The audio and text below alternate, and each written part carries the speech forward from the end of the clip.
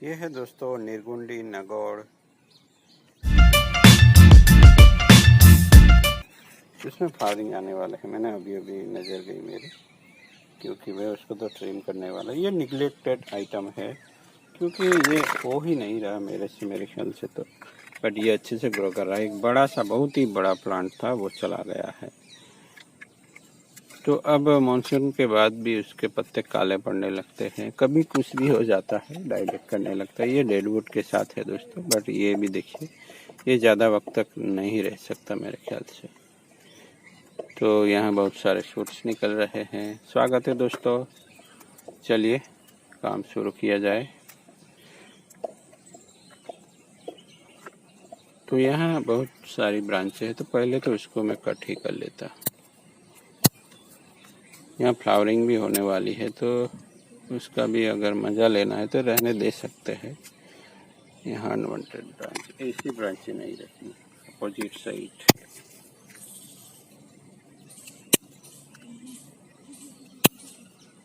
तो यहाँ इतनी बड़ी ब्रांचें इससे कट नहीं होगी दोस्तों, छोटी छोटी, और जो ट्रिमिंग वगैरह हल्का पुल्का ट्रिमिंग है वो सब हम कर पाते हैं। तो यह बहुत ही बुरी तरीके से हुआ है वायर बाइट, यहाँ डायलेक्ट हुआ। तो उसको वायर सब निकाल देता हूँ। तो वायर निकाल दिया है दोस्तों। अब फ्लावरिंग उसकी अब रीडिज़ाइन का सोचना पड़ेगा। तो फ्लावरिंग तो हमें जाया करना पड़ेगा, क्योंकि ये हाइट बहुत ज़्यादा है और डेडवुड है जो कि साथ नहीं दे रहा है, कभी भी निकल सकता है। जब तक रहेगा हम उसको कुछ करके ट्रीटमेंट भी हो सकता है लैम्पशट फर वगैरह से। तो अब मुझे ज़्यादा सोचने, ये इस तरह से भी हम उसको कुछ कर तो सकते हैं,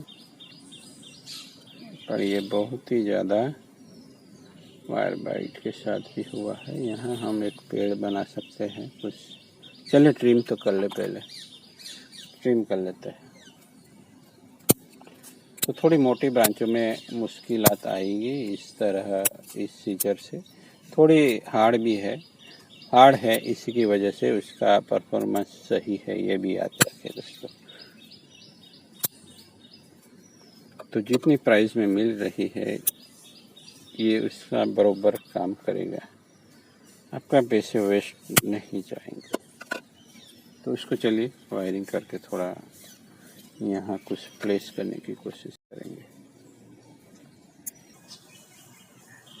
किसी को पसंद हो या ना हो, मैं धड़ल्ले से वायरिंग करता हूँ। तो ये प्राइमरी सेटिंग के लिए बढ़िया है। तो चलिए उसको कुछ शेप दे दे। जस्ट वायरिंग इसलिए की जाती है कि ब्रांचों को हम प्रॉपर प्लेसमेंट कर सके, हमारी जो डिज़ायर शेप है इस वहाँ ये प्लांट आ जाए। इसलिए थोड़ा बहुत ब्रेक डाउन होता है इसमें, थोड़ा ब्रिटल है इसकी ब्रांच से, बट ये स्टाइल हो ही जाएगा।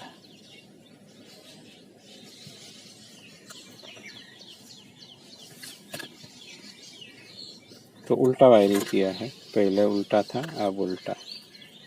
तो देखते हैं किस तरह से बेंडिंग कर पाते हैं। तो इस तरह से वायरिंग पैटर्न होनी चाहिए, तब बेटर तरीके से ये जो ब्रांच है वो होल्डिंग कर पाते हैं हम। ये डेडवुड तो निकल ही जाएगा बाद धीरे प्लांट शेप में आता हुआ। ये निगलेक्टेड मटेरियल था ऐसा कह सकते हैं, मैं ज़्यादा ध्यान नहीं दे पाया था इस प्लांट पे। तो आज चलिए उसको कुछ ब्रांचों को प्लेस कर देते हैं।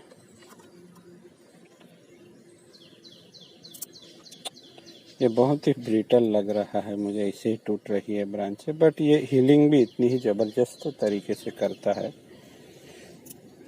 तो स्टाइलिंग के वक्त थोड़ा बहुत चटकेगा, बट मैं रिकमेंड नहीं करता। ये प्लांट मिल जाए तो ठीक है, रखें।